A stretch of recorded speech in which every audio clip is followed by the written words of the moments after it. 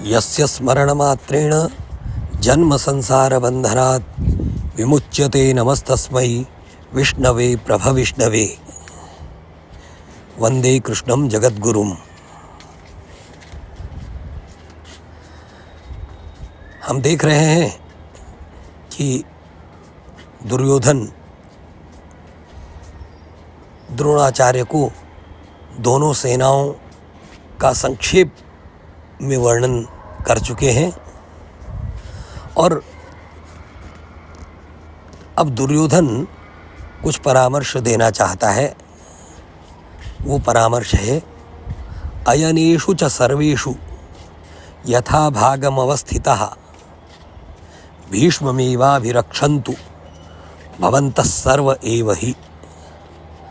अयनेषु च सर्वेषु अर्थात सर्वेषु माने सभी, अयनेषु, अयन शब्द माने मार्ग, सभी मार्गों पर यथा भागम यानी जिस जिस भाग में आप हैं, तो यथा भागम अवस्थितः जिस जिस भाग में आप हैं वहाँ पर अवस्थित रहते हुए, स्थित रहते हुए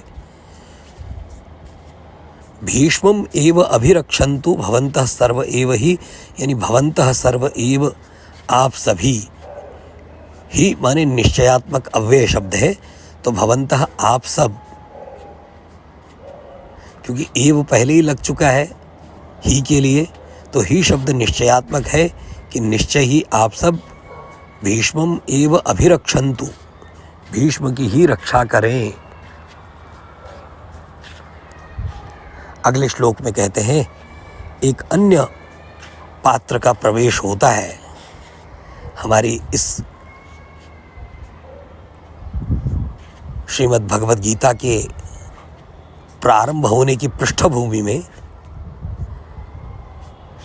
क्योंकि गीता का वास्तविक प्रारंभ अगर माने तो द्वितीय अध्याय का 11वां श्लोक है, तो ये सब गीता की पार्श्वभूमि ही है।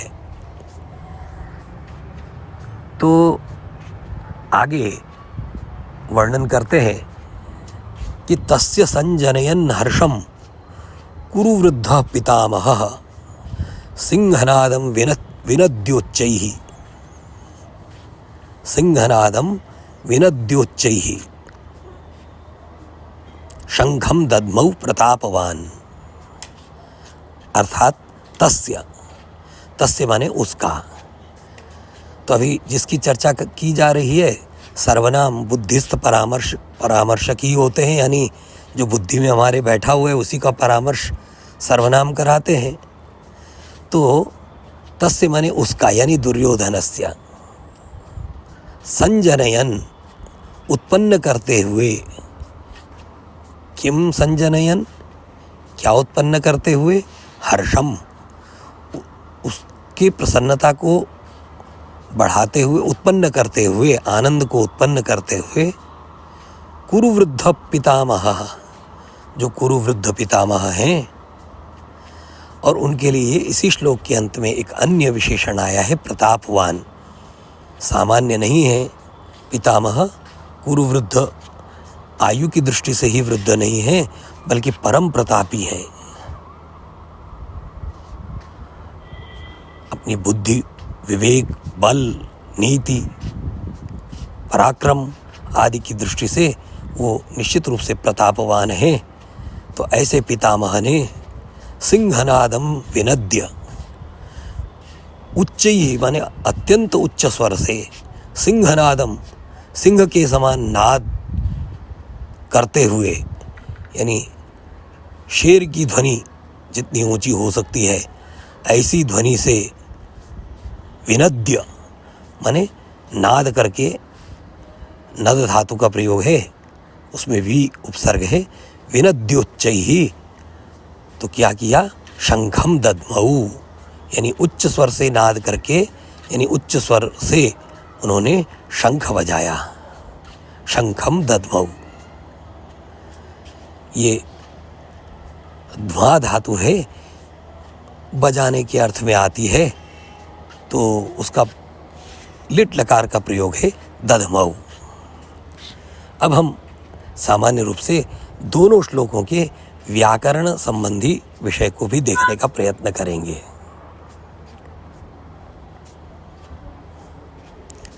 तो प्रथम श्लोक में अयन शब्द का प्रयोग आया। ये न केवल व्याकरण की दृष्टि से बल्कि सामान्य टिप्पणियों की दृष्टि से इन शब्दों को देखना है। तो अयन शब्द हम बहुत प्रयोग करते हैं, दक्षिणायन, उत्तरायण, रामायण। ये अयन शब्द मार्ग के अर्थ में भी है, कहीं गृह यानी घर के अर्थ में भी प्रयुक्त बताते हैं। तो रामायण यानी रामस्य अयनम रामायणम, यानी राम जी का मार्ग जिस पर वो चले। ऐसे ही दक्षिणायन सूर्य होता है, दक्षिण मार्ग, उत्तर पर चलते हैं, उत्तर वाला मार्ग तो उत्तरायण हो गया। तो ऐसे ही अयन शब्द का प्रयोग किया। यथाभागम शब्द, अभी हम बहुव्रीहि समास भी देखा, यहाँ पर अव्यय का प्रयोग है यथाभागम। बहुत क्लिष्ट आपको नहीं बताना चाहता, केवल इस दृष्टि से कि भाग के अनुसार तो यथाभागम। हिंदी में आप और भी इस प्रकार के शब्द पढ़ते हैं, यथा कालम, यथा शक्ति, शक्ति के अनुसार, काल के अनुसार। तो यहाँ पर यथा भागम यानी भाग के अनुसार। अभिरक्षन्तु ये लोट लकार का प्रयोग है, रक्षा करें। आप प्रयोग जैसे कर सकते हैं, पठतु, सह पठतु वह पढ़े, पठन्तु पढ़ें। तो भीष्ममेवाभिरक्षन्तु, भीष्म की ही रक्षा करें। ये भवन्तः शब्द है, इसलिए भवन्तः भीष्मम एव अभिरक्षन्तु। तो भवत शब्द आपके अर्थ में है, तो बहुवचन में है, तो रक्षन्तु उसी के अनुसार बहुवचन में आया, प्रथम पुरुष।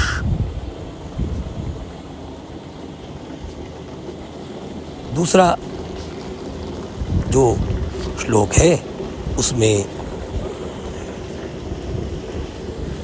संजनयन शब्द आया है। ये जन धातु है, जनि प्रादुर्भावे, उत्पन्न करने के अर्थ में। सामान्य रूप से जायते माने उत्पन्न होता है, ये प्रयोग होता है, परंतु उसमें प्रेरणार्थक जब उसको बनाते हैं तो जनयति ऐसा प्रयोग करते हैं। तो सम उपसर्ग लगाकर संजनयति माने उत्पन्न करता है। तो उसी में एक और प्रत्यय लगा, क्षत्रि प्रत्यय, संजनयन माने उत्पन्न करते हुए।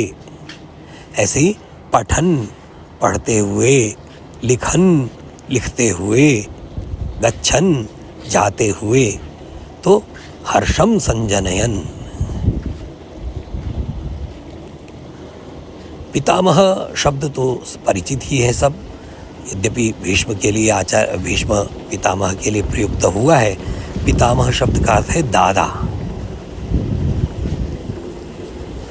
और उनके भी पिताजी होंगे तो प्रपितामह, उनके भी दादाजी होंगे तो परप्रपितामह। तो इतना तक प्रयोग है।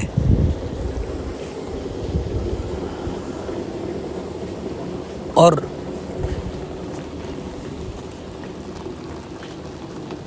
विनद्य शब्द है, नद धातु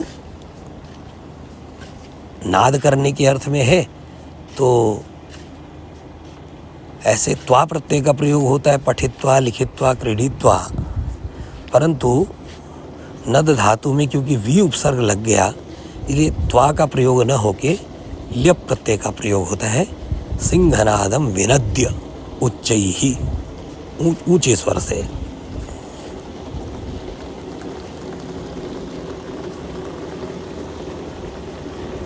सिंहनादम विनद्योच्चैहि, ऐसा जो प्रयोग किया है उसमें सिंह के समान ऐसा। दधमऊ शब्द भी महत्वपूर्ण है। ये ध्मा धातु मैंने चर्चा की है, तो ध्मा धातु को ध्मा धातु को लिट लकार का प्रयोग है दधमऊ। प्रतापवान तो आप परिचित ही, हिंदी में ये शब्द बहुत प्रचलित है।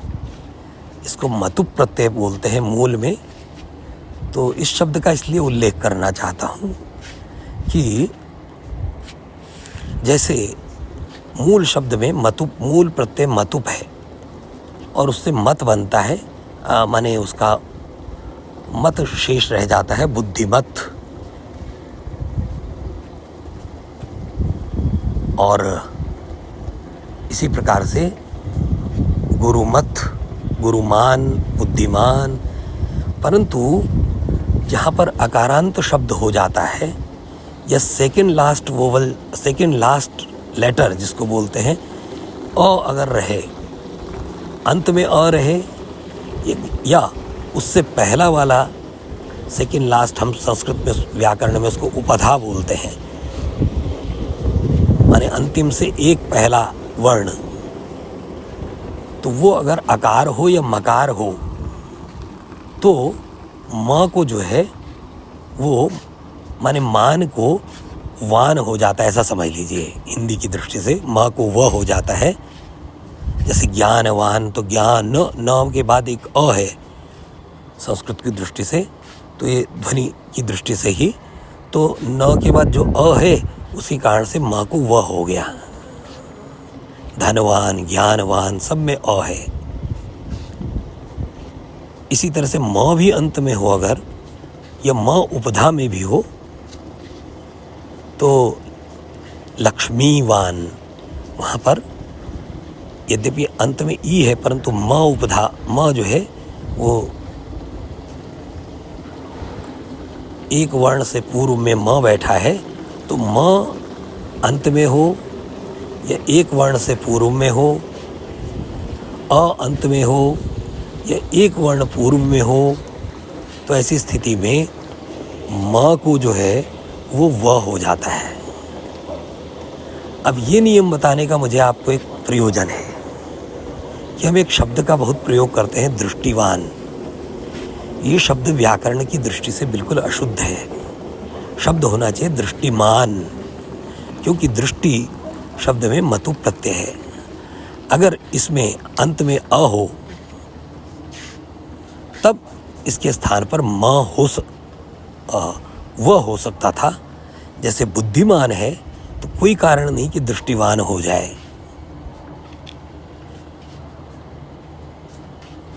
तो आज का पाठ हम यहीं पर समाप्त करने से पूर्व, ये जो पद्धति थोड़ी सी विकसित हुई है, इसका उद्देश्य यह है कि प्रारंभ में जिनको केवल पाठ सुनना है वो सुन के विषय को छोड़ सकते हैं। जिनको थोड़ी बहुत व्याकरण की जिज्ञासा हो, उनकी जिज्ञासा की शांति के लिए इस प्रकार का उपक्रम मैंने प्रारंभ किया है।